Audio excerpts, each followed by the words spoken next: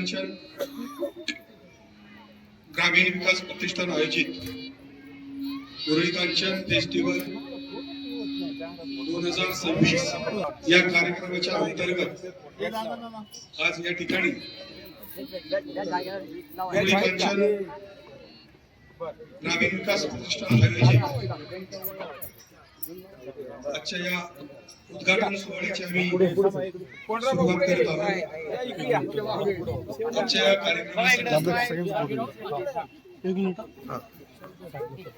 अध्यक्ष म्हणून मिळालेले श्रीराम सहकारी साखर कारखान्याचे कार्यक्षम चेअरमन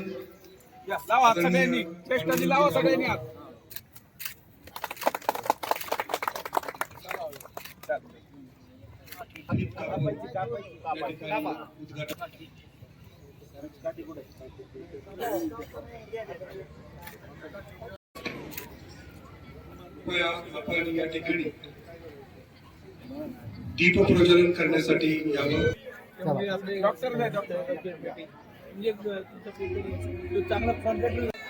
सर्व मान्यवरांना विनंती, कृपया आपण व्यासपीठावर स्थानापन्न व्हावं। सर्व ज्येष्ठ मान्यवरांना विनंती करते की आपण कृपया व्यासपीठावर स्थानापन्न व्हावं।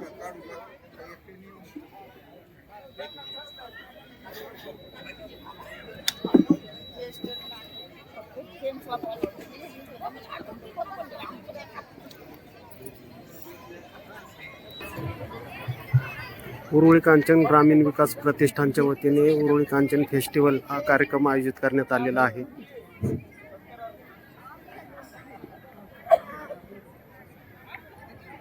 उरुळी कांचन ग्रामीण विकास प्रतिष्ठान उरुळी कांचन फेस्टिवल 2026 मध्ये सर्व उपस्थितांचे मनपूर्वक स्वागत करते। आताच आपण पाहिलं की व्यासपीठावर ज्येष्ठ श्रेष्ठ असे व्यक्तिमत्व स्थानापन्न झालेले आहेत। उपस्थितांमध्ये सुद्धा पंचक्रोशीतील सर्व मान्यवर तसेच सर्व शाळांचे शिक्षक शिक्षिका आणि बालचमू उपस्थित आहेत। दरवर्षी जानेवारी महिन्यामध्ये प्रतिष्ठानची फेस्टिवलची सुरुवात होते आणि त्याची सगळे जण अगदी आतुरतेने वाट पाहत असतात।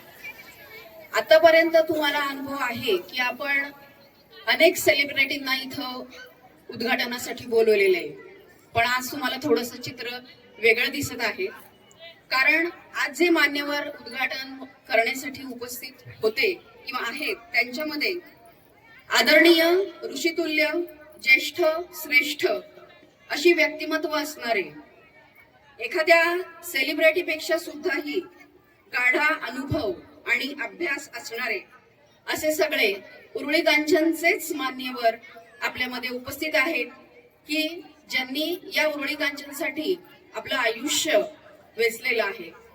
आपले अनुभव आपले शिक्षण या फक्त उरुळी कांचनसाठी वेचलेलं आहे। यामध्ये मी जास्त सांगणार नाहीये त्यांची ओळख, कारण त्यांना आपण सगळे ओळखता। पूज्य कैलासवासी मणिबाई देसाईंच्या काळामध्ये सुद्धा या महान अशा व्यक्तिमत्वांनी त्यांना सहकार्य केलेलं आहे आणि गाढ अनुभव घेतलेला आहे। अशा सर्व मान्यवरांचं आणि उपस्थितांचं स्वागत करते आणि आपल्या महात्मा गांधी विद्यालयाच्या विद्यार्थिनी स्वागत गीतातून या सर्व मान्यवरांचं स्वागत करणार आहेत।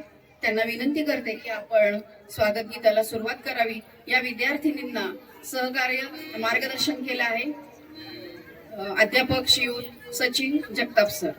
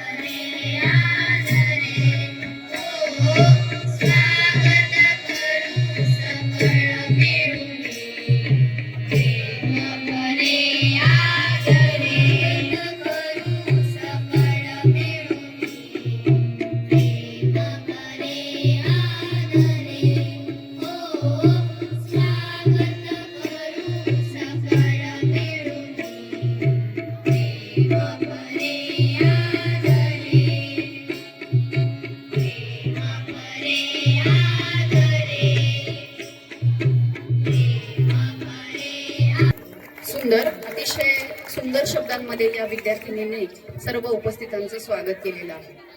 आणि आपण सामाजिक बांधिलकी म्हणून काहीतरी केलं पाहिजे हा विचार प्रतिष्ठानचे अध्यक्ष माननीय राजारामदादा कांचन यांच्या मनामध्ये आला आणि सहकार्यांच्या सहकार्याने त्यांनी या उरळी कांचन ग्रामीण विकास प्रतिष्ठानचं किवलसं रोपटं लावलं. आज 23वे वर्ष हे आपण आज साजरं करत आहोत. या 4 दिवसांमध्ये भरगच्च असे कार्यक्रम आहेत, ते तुम्हाला समजले असतील किंवा समजतील सुद्धा. पण मध्ये जास्त वेळ न घेता मी दादांना विनंती करते की आपण कृपया प्रास्ताविक करावं. उरळी कांचन ग्रामीण विकास प्रतिष्ठान उरळी कांचन फेस्टिवल 2026 या कार्यक्रमाच्या निमित्ताने, आजच्या उद्घाटनाच्या कार्यक्रमाच्या निमित्ताने उपस्थित असलेले श्रीनाथ मस्कोबा सहकारी साखर कारखान्याचे विद्यमान चेअरमन आणि आरएसएसची अतिशय जवळकी असणारे, नव्हे तर लहानपणापासून त्या शिस्तीत आपलं जीवन कटणारे आदरणीय पांडुरंगजी राऊत सर, आदरणीय माऊलीनाना कांचन तुदटेकर सर, पूर्णरामबुवा चौधरी, रामभाऊजी मेटे, बबनरावजी साठे, गावचे सरपंच मिलिंद जगताप, माजी सरपंच संतोष कांचन, डॉक्टर दुमाने साहेब, मनोहर बापू कांचन, प्रेमजी थोरात, तुकाराम नावाजी कांचन, कुंभार सर आणि ज्ञानोबा बाजीराव कांचन, फेस्टिवलचे उपाध्यक्ष जयप्रकाशजी बेदरे, सचिव संजयजी टिळेकर, उपस्थितांमध्ये अनेक मान्यवर आहेत. सर्वांची नावं घेण्यापेक्षा सर्व उपस्थित बंधू भगिनी, प्रतिष्ठानचे सर्व सभासद, वेगवेगळ्या शाळांतून आलेले सर्व विद्यार्थी, अध्यापक, अध्यापिका आणि विद्यार्थी मित्रांनो, पहिल्या वर्षापासून आम्ही उरळी कांचनच्या नागरिकांना एक वेगळे व्यासपीठ द्यायचे या निमित्ताने 15 ऑगस्ट 2004 साली आम्ही या संस्थेची स्थापना केली आणि त्याच वर्षी गणपतीमध्ये पहिला गणेश फेस्टिवलच्या माध्यमातून कार्यक्रम घेतला. धोधो पाऊस होता आणि प्राचार्य शिवाजीराव भोसलेंचं व्याख्यान चालू होतं. त्यांच्या हस्ते याचा फेस्टिवलचं उद्घाटन झालं. पत्र्याचा मंडप असल्यामुळं कुठेही पाऊस आतमध्ये येत नव्हता आणि पाऊस काय थांबेना आणि व्याख्यानही थांबवता येईना. आणि साहेबांनी, प्राचार्य शिवाजीराव भोसले सरांनी त्याच व्यासपीठावर सांगितलं, बघू आता कोण पाऊस दमतोय का मी दमतोय. आणि त्यांनी तब्बल 2-2.25 तास आपलं व्याख्यान अतिशय चांगल्या पद्धतीने त्या ठिकाणी सादर केलं. महाराष्ट्राच्या अनेक व्याख्यात्यांना या ठिकाणी बोलावून त्या ठिकाणी त्यांच्या विचाराची देवाणघेवाण करण्याचं काम, नागरिकांना विचार देण्याचं काम या माध्यमातून आम्ही गेली अनेक वर्ष करतोय. त्याचबरोबर शाळेच्या विद्यार्थ्यांसाठी सुद्धा व्याख्यान ठेवण्याचं काम केलं. वेगवेगळ्या शाळेमध्ये त्या ठिकाणी व्याख्याने ठेवून त्यांच्या शालेय जीवनासाठी जे ज्या व्याख्यानांची गरज आहे त्या व्याख्यानांना बोलावून प्रत्येक शाळेच्या ठिकाणीच त्या ठिकाणी व्याख्याने आयोजित केली. जवळजवळ 10-12 ठिकाणी आपण व्याख्याने ठेवलंय. मग लोणी काळभोर असेल, सोरतावडी नायगाव असेल, उरळी कांचनच्या शाळा असतील, शिंदावणी असेल, अष्टापूर असेल, या वेगवेगळ्या शाळांमध्ये या ठिकाणी व्याख्याने ठेवण्याचं काम आपण करतोय. आणि त्या व्याख्यानाच्या माध्यमातून विद्यार्थ्यांना नक्कीच एक चांगलं त्या ठिकाणी शिक्षण मिळत आहे. आमचा दृष्टिकोन एकच आहे. त्याच्यातून एक जरी विद्यार्थी त्या ठिकाणी आमच्या व्याख्यानामुळे त्या ठिकाणी अतिशय चांगल्या पद्धतीने पुढच्या स्टेपला गेला तर आम्ही हे सादर करतोय. त्याचा कुठेतरी आम्हाला लाभ झाल्यासारखं होईल. आज कालच मला एक कवित्रीचा या ठिकाणी मेसेज आला वाघमारे, आणि ते सांगितलं या व्यासपीठावर मी एक छोटीशी कविता सादर केली आणि ती संधी या ठिकाणी मिळाल्यामुळं मी आज साहित्य संमेलनामध्ये माझ्या कविता सादर करू शकले. अशा पद्धतीने हे व्यासपीठ जर उपलब्ध झालं, त्या व्यासपीठामधून जर आमचे कलाकार चांगल्या पद्धतीने पुढे आले तर आम्हाला त्यासारखं मोठं योगदान नाही हे आम्हाला या ठिकाणी नमूद करावं असं वाटतं. लहान मुलांना व्यासपीठ दिलं, मोठ्या मुलांना व्यासपीठ दिलं, महिलांना ठिकाणी त्यांचे कार्यक्रम सादर करण्याची गेली अनेक वर्ष आम्ही त्या ठिकाणी संधी दिली. आणि उरुळी कांचनचा सांस्कृतिक वारसा जपण्याच्या दृष्टीने, कारण मणिबाई देसाई आम्हाला कायम सांगायचे, नव्हे तर त्यांनी त्यांच्या कार्यपद्धतीतून सुरुवात केल्यापासून उरुळी कांचन मध्ये तमाशा हा यात्रेला असायचाच. आणि तमाशा असला की त्या ठिकाणी अनेक गोष्टी व्हायच्या. आणि पहिली बंदी केली असेल मणिबाईंनी ती तमाशाची बंदी केली. मग दुसरं काय करायचं, तर दुसरं ज्या ठिकाणी उरुळी कांचनच्याच तरुण मुलांना बरोबर घेऊन सांस्कृतिक पथक त्या ठिकाणी संस्कार पथक चालू केलं. आणि संस्कार पथकाच्या माध्यमातून श्रीपात्र सुद्धा मुलांनीच करायचे. त्या ठिकाणी आमचे विठ्ठल पाटील असतील, तो दत्तोबा लक्ष्मण मुरकुडे असतील, या मंडळींनी श्रीपात्र केली. आणि आता मनोहर बापू एक पुढच्या काळामध्ये मनोहर बापूंनी त्या ठिकाणी अतिशय चांगल्या पद्धतीच्या भूमिका बजावल्या. आणि ह्या भूमिका बजावत असताना उरुळी कांचनच्या संस्कारामध्ये एक वेगळं अधिष्ठान निर्माण करण्याचं काम या संस्कार पथकाच्या माध्यमातून, आणि म्हणून ती संस्कृती कला जोडण्याच्या दृष्टीने महाराष्ट्रातील वेगवेगळ्या कलाकारांना या ठिकाणी बोलावून त्यांची कला सादर करण्याचं काम गेली अनेक वर्ष या ठिकाणी आम्ही करतोय. मग त्या ठिकाणी मंगेशकर कुटुंबातील कलाकार असतील, अशोक हांडे असतील, वर्षा उसगावकर असतील, अनेक वर्षा सावंत असतील, अनेक कलाकारांना, वैशाली सावंत असतील, या सगळ्या कलाकारांना बोलावून त्यांची कला किंवा त्यांचं गायन या ठिकाणी ठेवलं. आणि त्याच्या माध्यमातून आमच्या उरुळी कांचन वासियांची सांस्कृतिक कला जोपासण्याचं काम केलं. हे सर्व करत असताना आमच्या संगीता टिळेकर या ठिकाणी बसलेले आहेत.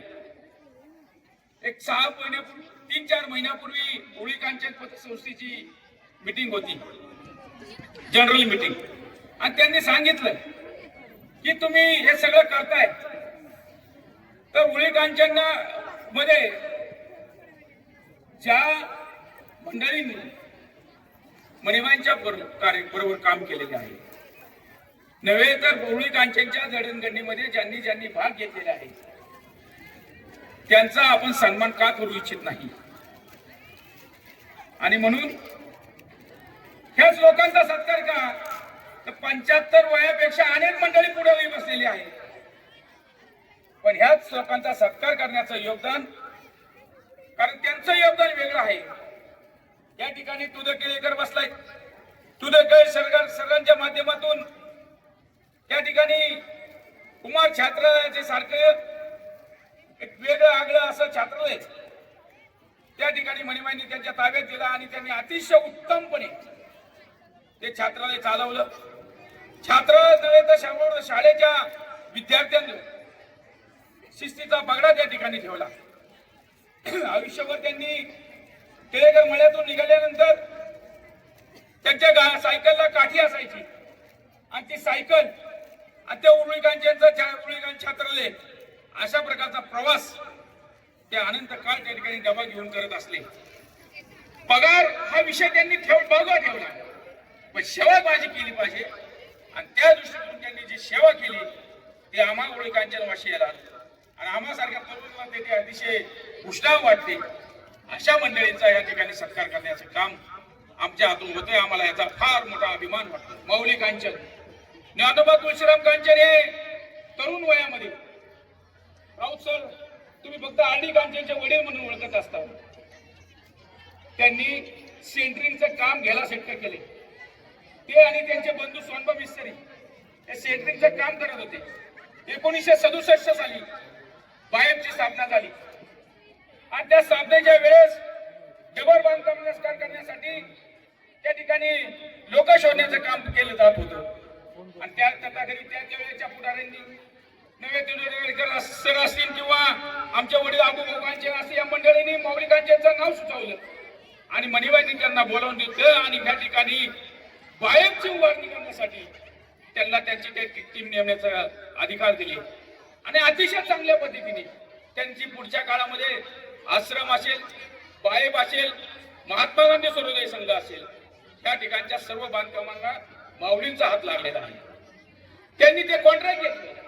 कॉन्ट्रॅक्टच्या माध्यमातून आपला ठसा उमटवला आणि ठसा उमटवला मणिबाईंच्या मनामध्ये त्यांचं नाव अतिशय द्विगुणित झालं आणि त्या माध्यमातून त्यांनी उरुळी कांचनच्या कारभारामध्ये माऊलीसारखा तरुण असला पाहिजे या दृष्टिकोनातून त्यांना ग्रामपंचायत सदस्य केलं. ग्रामपंचायत सदस्य केल्यानंतर उपसरपंच केलं. उपसरपंच केल्यानंतर या ठिकाणी नंतरच्या काळामध्ये पंडित बाप्पू असतील, देवीदास भन्साळे असतील, केडी बाप्पू असतील, ह्या मंडळींनी त्यांना सरपंच करण्याचं योगदान केलं. अशा पद्धतीने यांचंही योगदान या ठिकाणी अतिशय महत्वाचं आहे. या ठिकाणी बसलेले कोंडराम भाऊ चौधरी असतील, विश्वनाथ गांधाराम चौधरी यांचे ते पुत्र मणिबाईंच्या ते बरोबर अतिशय चांगल्या पद्धतीने काम करणार आहे. महानुभाव बंधमध्ये अतिशय उत्तम प्रकारे ते काम करणार. माजी ग्रामपंचायत सदस्य म्हणून त्यांनी त्याचं काम केलं आणि ह्या कामातून एक दीर्घव्यक्ती कुटुंब कसं असतं हे दाखवण्याचं काम ह्या कळवली कुटुंबातून या ठिकाणी झालं. अनेक गोष्टीला वेगवेगळ्या सहकारी संस्थेमध्ये त्यांनी काम केलं. या ठिकाणी वेगवेगळ्या शालेय उभारणीसाठी त्यांनी काम केलं. आश्रमच्या स्थापनेच्या वेळेस सुद्धा ह्या चौधरी कुटुंबाचा अतिशय चांगला असा वाटा आहे. अशा पद्धतीचं काम ह्या कोंडराम चौधरीच्या कुटुंबाने केलेलं आहे. अशा माध्यमातून त्यांना या ठिकाणी सत्कार का होऊ नये म्हणून त्यांचा सत्कार या ठिकाणी करतात. रामभाऊ मेटे हे एक वेगळं आगळं व्यक्तिमत्व. छोटस आपलं त्या ठिकाणी इलेक्ट्रिशियनचं दुकान, त्या दुकानातून समाजाची सेवा करण्याचं काम केलं. उरुळी कांचन आणि परिसरामध्ये पूर्वीच्या काळामध्ये लाईट नव्हती आणि लाईट नसल्यामुळे त्या ठिकाणी इंजिन असायचे आणि त्या इंजिनच्या माध्यमातून शेतकऱ्यांची सेवा करण्याचं काम करायचं. मग मणिबाईंनी त्यांना बरोबर घ्यायचं. नव्हे तर मणिबाई त्यांच्याकडून मला वाटतं इंजिनचं काम शिकले. रघुमाळे आमच्या त्या ठिकाणी लक्ष्मण जगतापचे वडील असतील, त्यांच्याकडून मणिबाई त्या ठिकाणी इंजिनचं काम शिकले. आणि काही लोक शेतकऱ्यांच्या विहिरीवर जाऊन सुद्धा ह्या मंडळींनी सेवा देण्याचं काम केलं. पैसे देणं खाणं हे वेगळं, पण त्या काळात ती सेवा अतिशय महत्वाची होती आणि त्या सेवा देण्याचं काम रामभाऊ मेटेंच्या माध्यमातून झालं. आणि ह्या मेटे कुटुंबियांनी अतिशय या परिसरामध्ये अतिशय चांगल्या पद्धतीने काम केलेलं आहे. म्हणून रामभाऊ मेटेंचा सत्कार. ग्रुप ग्रामपंचायत म्हणून आमची उरुळी कांचन मध्ये होती आणि त्या सगळे उरुळी कांचन, भाऊरापूर आणि खामगाव टेक त्या परिसरात हा ग्रुप ग्रामपंचायतीला जोडलेला होता आणि म्हणून या तीन गावाचीच लोक आपल्याला सत्कार करायचा म्हणून त्या ठिकाणी मनामध्ये आणलं. आणि मग भाऊरापूरचे ज्ञानोबा साठेपुरी होते. त्यानंतरच्या काळात खऱ्या अर्थाने योगदान त्या ठिकाणी बबन साठेंनी केलं. त्या ठिकाणी महात्मा गांधींचे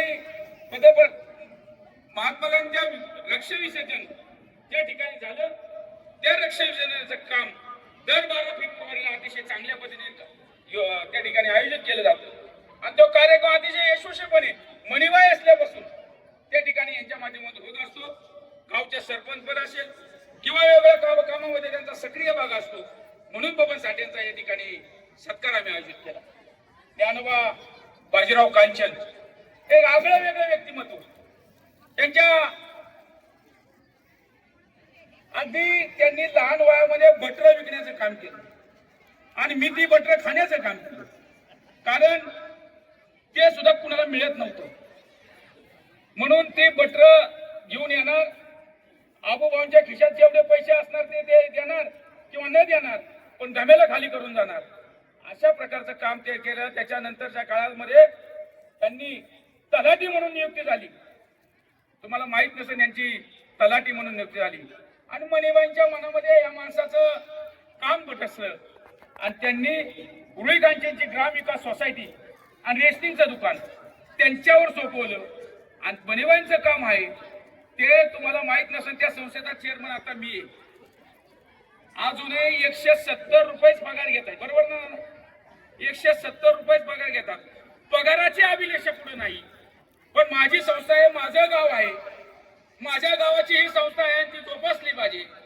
जोपासण्याचं काम त्या ठिकाणी अण्णांच्या माध्यमातून त्या ठिकाणी गेली अनेक वर्ष होत आहे. आणि त्याचबरोबर कुंभार सर एक आगळं वेगळं व्यक्तिमत्व. कार्ट मरतय हा त्यांचा डायलॉग. कारण शाळेमध्ये खऱ्या अर्थाने क्रीडांगणावर जर शिस्त लावायची असेल, कुंभार सर यादव सरांची त्या ठिकाणी आठवण झाल्याशिवाय राहत नाही. राऊत सर छडी घेऊन उभे असायचे, पण त्या ठिकाणी कुंभार सर जी कला दाखवायचे त्या कलेच्या माध्यमातून आमच्या सारख्याच्या ते दिसल्यानंतर आजही आमच्या वरच्या बटनावर त्या ठिकाणी आपोआप हात जातो. आणि शाळेला एक वेगळं शिस्त लावण्याचं काम केलं. मणिबाईंच्या मनामध्ये ही मंडळी सगळी ठसली आणि अतिशय चांगल्या पद्धतीचं योगदान कुंभार सरांच्या माध्यमातून गेली अनेक वर्ष या ठिकाणी उरुळी कांचन परिसरात झालं. आणि त्यांचा दृष्टिकोन त्या ठिकाणी त्यांचा शिस्तबद्ध आजही त्यांचा चहा 4ला पुढे आल्याशिवाय सर त्या ठिकाणी आपोआप त्या बाईंना सुद्धा माहिती होऊन गेले. 4 म्हणजे 4च्या पुढे इकडे तिकडे होणार नाही. 5ला ते फिरायला जाणार, फिरून येणार. आज मला वाटतं 90च्या पुढे त्यांचं वय झालेलं आहे. अशा प्रकारचं योगदान असणारी ही मंडळी अतिशय कुठल्याही प्रकारच्या चुकीच्या वर्तुळावर बळी न पडता या मंडळींनी अतिशय चांगल्या पद्धतीने काम केलं. म्हणून कुंभार सरांचा सत्कार. तुकाराम नवाजी कांचन नानांना किंवा दूध टेळीकरांना नवाजी पाटील माहिती. नवाजी पाटलांचे धाकटेच होते. सरकारी दवाखान्यामध्ये पशुवैद्यकीय दवाखान्यामध्ये कामाला होते, पण गावाच्या कामाची आवड निर्माण झाली आणि म्हणून मणिबाईंच्या बरोबर आपणही काम केलं पाहिजे हा दृष्टिकोन ठेवला. आणि त्या दृष्टिकोनातून गावच्या उत्सव समितीमध्ये असेल, गावच्या वेगवेगळ्या सहकारी संस्थांमध्ये असेल, त्यांनी अतिशय चांगल्या पद्धतीने त्या ठिकाणी काम केलं. आजही ते एक चांगल्या प्रकारची दिंडी चालवत आहेत. दिंडीच्या माध्यमातून वारकऱ्यांची सेवा करतायत. अशा पद्धतीचा तुकाराम नवाजी कांचन यांचा सन्मान आपण या ठिकाणी आयोजित केलेला. प्रेमजी थोरात खामगाव टेकचं एक आगळं वेगळं असं व्यक्तिमत्व. चन्नेश्वर मंदिरामध्ये स्थापनेचा त्यांचा अतिशय महत्वाचा वाटा. उरुळी कांचनच्या इतिहासात माऊली नाना तुम्हाला तुमच्या कार्यकाळामध्ये प्रेमजी बाजीराव थोरात, पण बाजीराव थोरात मयत झाल्यानंतर प्रेमजी थोरात तुम्ही त्या ठिकाणी मणिबाईंनी ते सभासद नसताना सुद्धा ग्राम विकास सोसायटीचं संचालक पद त्यांना दिलं. हे मणिबाईंनी केलं आणि मणिबाईंनी अतिशय चांगल्या पद्धतीने हा हिरा निवडला. आणि निवडल्यानंतर त्यांनी त्यांची कामाची सुरूप त्या ठिकाणी पुढच्या काळामध्ये किडी बापूंच्या बरोबर काम करून, मणिबाईंच्या बरोबर काम करून, तुझं डेरेकर सरांच्या बरोबर काम करून अतिशय चांगल्या पद्धतीने त्या ठिकाणी दाखवली. त्यांचं एक पाटील कुटुंब म्हणून त्या ठिकाणी थोरात कुटुंब ओळखलं जातं. पण ते पाटीलचे कुठे त्यांनी आड येऊन न देता अतिशय चांगल्या पद्धतीने आपल्या कामाचं त्या ठिकाणी योगदान दिलं. मनोहर बापू कांचन आमच्यातले सभासद. मनोहर बापूंचा का सन्मान? मणिबाईंच्या सगळ्यात तरुण ग्रामपंचायत सदस्य कोण असेल तर मनोहर बापू कांचन. 2 वेळा त्यांनी ग्रामपंचायतीमध्ये ग्रामपंचायत सदस्य म्हणून काम केलं. आणि ग्रामपंचायत सदस्य असले म्हणून बायबमध्ये त्या ठिकाणी काम करत असताना, सर्व नसताना, त्या ठिकाणी नोकरी करत असताना त्या ठिकाणी कुठेही मी ग्रामपंचायत सदस्य आहे, मी ग्रामकांचन आहे अशा प्रकारची वल्गना त्यांनी न ठेवता अतिशय चांगल्या पद्धतीने त्या बायबचं रक्षण करण्याचं काम केलं. मणिबाईंनी त्यांना पुढच्या काळामध्ये अतिशय चांगल्या पद्धतीने काम करण्याची संधी दिली. त्यानंतर हेगडे साहेबांनी सुद्धा त्या ठिकाणी त्यांना पुढे काम करण्याची संधी दिली. आजही बायबचा कुठलाही ऑफिसर आला तरी मनोहर बापूला सांगत असतात, तुमचं जरी 70, 72, 75 वय झालं असले तरी तुम्ही आता घरी राहायचं नाही, बायबची अविरतपणे त्या ठिकाणी सेवा करायची. अशा पद्धतीने काम मनोहर बापूंच्या या माध्यमातून होत आहे. शाळेचे विश्वस्त झाले. विश्वासाच्या माध्यमातून विश्वास बघा कसा दाखवायचा हे त्या ठिकाणी अतिशय चांगल्या पद्धतीने बापूंनी का मागच्या काळामध्ये आपलं कर्तृत्व दाखवून दिलेलं आहे. त्या ठिकाणी आमच्या भागामध्ये आम्ही त्यांना कायम असं उल्लेख करतो पाठीमाग की आमच्या आले महात्मा गांधी. अतिशय शादीर आणि उच्च विचार अतिशय चांगल्या पद्धतीचं काम असणार हे व्यक्तिमत्व. त्या ठिकाणी आज त्यांचा आपण सन्मान करणार. डॉक्टर धुमानेंनी एक वेगळं असं काम केलेलं आहे. मणिबाईला ज्या कामाची आवड होती, मणिबाईंनी गोपालन उरुळी कांचन मध्ये अतिशय चांगल्या पद्धतीने जोपासण्याचं काम केलं. आणि जोपासत असताना ते काम करण्यासाठी सुद्धा त्या ठिकाणी चांगले डॉक्टर पाहिजे आणि डॉक्टरला या ठिकाणी संधी दिली आणि संधीचं सोनं करण्याचं काम या ठिकाणी केलं. अगदी आमच्या सुभाष पाटलांचा गाईचा गोठा सुद्धा अतिशय भरगच्च गोठा त्यांनी जोपासण्याचं काम केलं. नव्हे तर वेगवेगळ्या शेतकऱ्यांना जिथं अडचणी येतील त्या शेतकऱ्यांना त्या ठिकाणी घरी जाऊन त्या ठिकाणी ट्रीटमेंट करण्याचं काम केलं. शेतकऱ्यांना एक आधार देण्याचं काम केलं. शेतकऱ्यांचा दुवा म्हणून राहण्याचं काम केलं. असे आमचे डॉक्टर धुमाने. तुम्हाला या परिसरामध्ये परिवर्तन सोसायटी माहिती आहे. उरुळी कांचनची नंबर 1 ची सोसायटी आणि ही सोसायटी ज्यावेळेस स्थापन झाली त्यावेळेस दत्तोबा अण्णा कांचन आणि डॉक्टर धुमाने त्यांनी ही संस्था स्थापन केली आणि या संस्थेमध्ये कोणती कशा पद्धतीने शिस्तबद्ध काम केलं करायचं हे डॉक्टर धुमानेंकडून शिकलं पाहिजे. आणि डॉक्टर धुमानेंनी ती संस्था अतिशय चांगल्या पद्धतीने स्थापन केली. चांगल्या पद्धतीचे नियम त्या ठिकाणी लागू केले. चांगल्या पद्धतीचे प्लॉट केले. चांगल्या पद्धतीचं त्या काळातलं येणे त्या ठिकाणी केलं. असे चांगलं हे आगळं वेगळं व्यक्तिमत्व. रिटायर झाले, वय झालं तरी दोघंही नवरा बायको, मुलगा जरी पुण्याला राहायला गेला तरी उरुळी कांचनला राहते. धुमाने मॅडम म्हणून त्या ठिकाणी उरुळी कांचनला परिचित असतात आणि त्यांच्या माध्यमातून सुद्धा एक आगळं वेगळं आपल्याला व्यासपीठ मिळत असतं. कारण ते भेटले की काहीतरी वेगळं सांगत असतात. अशा पद्धतीने हे उभयत उरुळी कांचनच्या या जडणघडणीमध्ये अतिशय चांगल्या पद्धतीने काम करतात. अशा ह्या मंडळींचा सन्मान आपण करू इच्छितोय. आपण अजूनही केडी बापू येणार होते पण केडी बापूला पुढे जरा झाल्यामुळं त्यांना तब्येत बिघडली त्यामुळे ते येऊ शकले नाहीत. त्यांचाही सन्मान होता.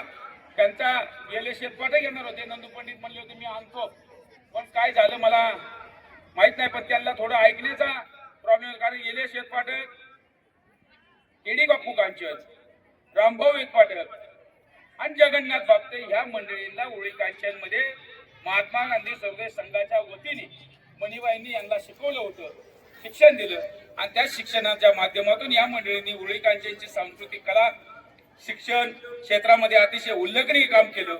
आजचाही सन्मान या ठिकाणी होणं क्रमप्राप्त होतं. पण बापूंचा त्या ठिकाणी थोडी तब्येत बिघडल्यामुळं ते येऊ शकले नाही. त्या कार्यक्रमात आपण सर्वजण उपस्थित झाला. माझं थोडं मी प्रास्ताविक लांबवलं. त्याचं कारण असं होतं की या सगळ्यांचा थोडं सांगितलं गेलं पाहिजे आणि म्हणून मी हे सांगण्याचा प्रयत्न केला. त्याबद्दल सर्वांचं दिलगिरी व्यक्त करतो.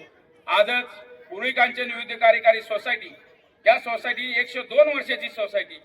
ते सोसायटीच्या चेअरमनपदी आनंद कांचन आणि लीलावती चौधरी यांची निवड झाली. तेही या ठिकाणी हजर आहेत. त्यांच्या सन्मानावर त्यांचाही सन्मान या ठिकाणी आपल्याला करायचा आहे. त्या सर्वांचं मी अभिनंदन करतो. पुन्हा एकदा आपल्या सर्वांना नवीन वर्षाच्या आणि फेस्टिवलच्या निमित्त शुभेच्छा व्यक्त करतो. माझे 2 शब्द संपवतो. जय हिंद, जय महाराष्ट्र. धन्यवाद.